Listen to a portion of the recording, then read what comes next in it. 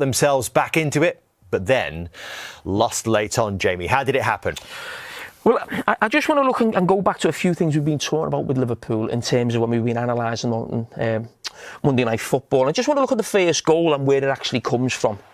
I think it's really interesting how Liverpool sort of set up and defend, really. And I'm just going to stop it now. And when you look at Liverpool, and don't forget what we said against Crystal Palace, Liverpool always like the extra man on the back line in terms of their centre-backs. So it's man for man almost all over the pitch. Full-back v winger, full-back v winger, winger v full-back on that side.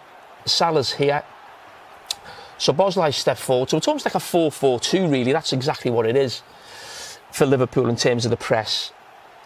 Gravenberch's just here and McAllister here. Now, if you actually look at Liverpool's two centre-backs, it's 2v1. So they've got a spare man. But that means Chelsea have got a spare man somewhere else. And that man is the goal scorer here. In oceans of space, Caicedo, who was absolutely fantastic in the game. But this is the knock-on effect. If Liverpool always want to have a spare man at the back, someone is spare somewhere else. And the teams now, and especially Maresca with Chelsea, has found this spare man in 3 times against Arne Slot to Liverpool and caused them real problems. And the goal's fantastic, but it comes from that. McAllister steps in, and the strike is absolutely fantastic there. I mean, what a strike. Are we talking now about Moises Caicedo? I think Gary Neville said it the other night as being the best midfield player in the Premier League? Oh, he's very close. He wouldn't be the best for me. I would, if you're talking about all-round midfield player, I would say Declan Rice would just pip him for me. I just think he's got an extra little bit of quality with the ball.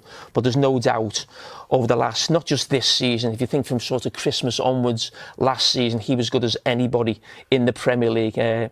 Fantastic performance. And don't forget, it was Liverpool and Chelsea battling out for his signature 18 months ago. But I think Declan Rice just has the edge in terms of his passing. Chelsea certainly very happy to have him. And they're very happy to have Estevao as well, who popped up, having come off the bench with the winner. Yeah, he did. And again, it's a Chelsea win, but we're going back to Liverpool. And again, I keep going back to the analysis we did on Monday Night Football, where they were with Crystal Palace late on in the game. There's a throw-in happening and get played through too easy. This happens again. And my criticism of Liverpool being almost like a basketball team, again, it's come back to haunt them. You know, this thing about being end-to-end in a game of football like this, Liverpool should be dominating this game when you consider the personnel Chelsea have got. And it's fantastic football from Chelsea. But the point I'm making about that is when the ball gets switched, your actual left winger for Liverpool is behind the fullback. Now, Andy Robertson is a really experienced player. I'm not sure if he had a knock in this situation as well. But again, far too easy to play through Liverpool and get at them. It's a tough place to go, Chelsea, but with the team Chelsea had out, that's a game Liverpool should have won, especially going at 1-1. But from Chelsea's point of view, it's absolutely fantastic result for them. The biggest result, I would think, under Enzo Maresca in his tenure, certainly at Stamford Bridge. But yeah, certainly in the Premier League, yeah. Yeah, in the Premier League. Listen, they won the World Club Cup against Paris Saint-Germain, but in terms of a togetherness with the club and what it meant, I think it was an unbelievable victory for them. Andy Robertson's bending down at the back post, maybe just switch off. Whether he gets his injury there or it was just before there, we're not too sure. But that was a victory that does a lot for a club in terms of the manager. I love the manager celebration. I loved him running down there. I can't believe he can't come in front of the cameras afterwards. That's just ridiculous. You know, afterwards you want to hear from him. As I said, for me, his biggest result, that will build a connection with the supporters. I said a lot last season with Enzo Maresca. I'm a huge fan of his. I think he's a really good coach. As I said, every time they come up against Liverpool, they seem to have a plan to get the better of them. But at times, there wasn't that real connection with the supporters. And maybe that was just waning in the last few weeks again. Because obviously what happened in the summer was fantastic, but some poor results. But celebrating like that, a win like that against the champions, I think creates a really strong bond. So keep on celebrating like that. Yes, please. That's what we want. Forget the cards. They're the moments we want to see. What is it that's missing from Liverpool, especially in these last 3 games, in all comps where we've seen defeat after defeat after defeat? Well, I think it's a mixture of things. The most obvious one over those 3 games that I've seen is the lack of composure and control that they were renowned for last season. I think there's certain players who are off it, the form that we saw last season. Some of the new ones haven't hit the ground running. That final bit in the last third, when they're actually getting into good areas, decision-making's not great. There's been some poor finishing. And I think, defensively, they're more stretched. They seem a bit more imbalanced. Maybe that's trying to fit in the new players. Maybe there's so many things. There's a lot to improve on this team. There are every football match is won and lost on small details. Liverpool could have nicked that today, and I said to the lads earlier, if they had, it would have hidden some frailties. Because playing that cavalier way of football, it was chaotic in the second half. And Slot doesn't like that. He didn't talk about it there. But playing that way means that you can win and lose week to week and be 3-3, 4-3. That's not what they were last season when they won the league. Well, so there's room for improvement, basically. When he came in last year, that was everyone was talking about, the difference from Klopp and Slot coming in was the composure, the possession that they had. They controlled games. They're nowhere near it. In the last 3 games, they're nowhere near it. So this is a big test for them now. They've got Man United next at home. It's a home game, big rivals, obviously. That is a massive game for them, because if they were to lose that, then there's big question marks. But you can't play like that and be so open. And the manager even said the last 20 minutes, well, we could say like the second half was like a basketball game. It was too open. Do you think he did that because he felt he could win it? Because we could see, he obviously knew he could have shored it up, put an extra defender on. He could have changed the system. Well, he put Endo on. I won't be surprised if Endo doesn't come into the team at some stage and you sit a midfield player and then everything else around him. Because if they're that open, they can't win the league playing like that. They really can't. Is this what happens, though, when you do have changes and you do have an influx of new players coming into the side? Does it take time for the team to gel? Because they're getting used to a new way of playing, especially with Wirtz in the side. Well, but at the same time, we're talking about the champions, a quality team with bolting on quality players. Talking about Isak and Wirtz coming in. Carragher, who was very, very good at Bournemouth. We've seen Frimpong, where he's, was it Borussia? Was Leverkusen. So they brought in very good players, and what's got to happen now is that they've got to gel. And the fact is, when you're the champions, it's got to happen quickly. They have to get some kind of rhythm, some momentum. And because we thought they had it when they were winning games, because they're so good. But at the same time, you're seeing when you really dig into it, like you see the frailties of it, like no track, like tracking back, poor final balls. I think you're going to get hurt in the league. They were scoring so many late goals. So many late goals. It was weird. Take a couple of them away and take them points away, then they wouldn't.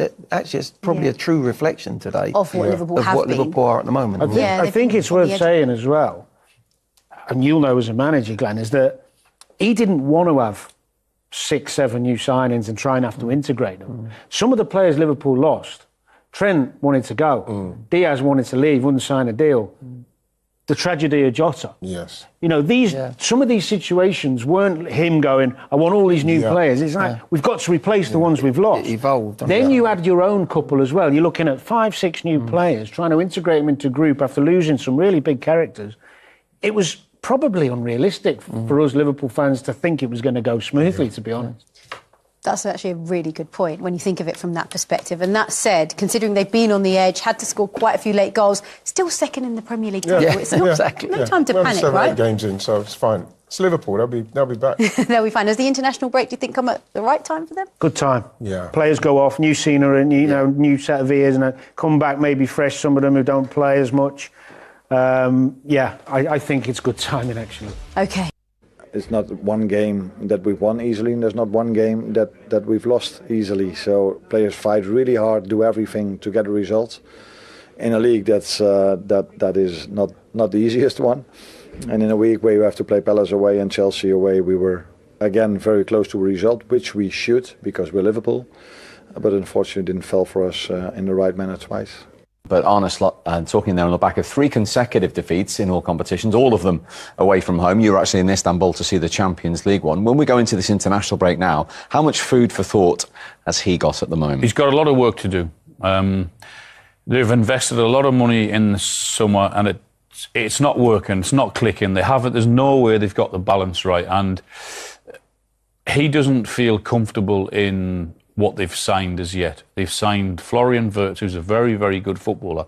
They've not worked out how to get the best from him yet in that Liverpool system. They signed Frimpong. He's not comfortable with him at right back. He's tried 3 different right backs, Bradley, Frimpong, Szoboszlai. Played Frimpong right side of a 3 up top on Tuesday in Istanbul. That didn't work either. Played Conor Bradley yesterday, took him off at half-time, as he did last weekend. So, yeah, they've got big problems. It's not just defensively. It's in the midfield as well, because there's a lack of protection. There's a lack of understanding how to get the best out of individuals. So, yeah, he's got a lot of work to do over the international break, if indeed he can do it, because he's going to lose a lot of his players. He's not going to be able to work with the players as much as he would want to. But he's got a lot of food for thought over the next couple of weeks to get ready for their next game. Quite incredible, really, because 3 games ago in all competitions, they had a 100% record in every competition, and people were saying, well, how are we going to stop Liverpool winning the title? It was a tough week for Liverpool fans, isn't it? You know, since Arne Slot's come in, everything's been so smooth. They've had a brilliant summer, recruited really well. Alan's right. The balance isn't quite there yet. It'll take time. And again, he's right about the 2-week break now. I would say the majority of his squad will be off playing for their country, so he'll probably get a couple of days before the next game to prepare. But again, everyone just thought, after winning the league last season, adding all these amazing players in attacking positions especially, they're going to win it again. But it's never that simple. It takes time for these players to bed in. It takes time for these players to get the right positions. And again, the balance in midfield, and then going behind the midfield, I've got real worries about the defence as well. It talks about the full-back areas.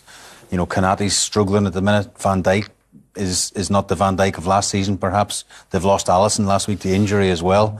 So there's lots of things he has to deal with. And probably the first time since Arne Slot's joined Liverpool that people are questioning, not everything he does, but the little things that he's not been questioned about so far. Yeah, it's the first time in his managerial career he's lost 3 in a row in any competitions as well. But particularly the central defence, to see Konaté go off in a game like that and Gravenberch go back there, and he's changed the full-backs, both of them as well. Particularly when Gomez was on the bench as well. So you had the option of either playing him right back or playing him centre-half when others have gone off.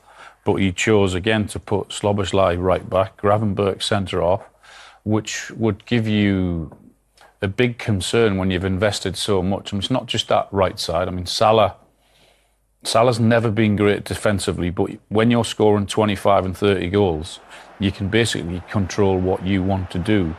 Whereas when you're not winning games and when you're not scoring goals, it's very difficult to hide that. And it's been highlighted that he doesn't help the fullback as much as perhaps other people do, but he compensated in that from scoring a shed load of goals. But that's not the only problem that side. Carragher hasn't been as good as he was at Bournemouth. He's finding it difficult at Liverpool. He had the freedom to go whenever he wanted it and just play off the cuff at Bournemouth. But I think he's finding it hard as to when to go and when not to go in terms of that cover that Van Dijk needs, because Van Dijk and Konaté have looked really, really exposed. So yeah, it's been an issue. And even you said, even before last week, they were getting away with it because we all thought it was a positive that they were actually winning games without playing particularly well. But they were winning games but giving so many chances away to the opposition. And teams weren't taking it. We all thought, well, that has to be a good sign. But whereas they're getting punished now for late goals and getting punished for giving so many chances away. I mean, at Crystal Palace last week, if it wasn't for the brilliance of Alisson in the first half, no exaggeration, there would have been at least 4, maybe 5-0 down. Now that would alarm you, that a team that has gone from being brilliant one season, when the expectation, no one expected Liverpool to do that, whereas now, the expectation is huge on them, particularly even more so, not just because they won the league at a canter last year, but because of the huge investment that I've made in so many players. And from an opposition point of view, that aura, they'll look at those last 3 games and see areas where they can prosper. Yeah, I think, again, Alan's right in the sense the balance. Opposition teams and managers will look at their balance. It's not right if you can break through their press from a front point of view. You mentioned Mo Salah, you know, he's as a brilliant player as he has been player of the season last year.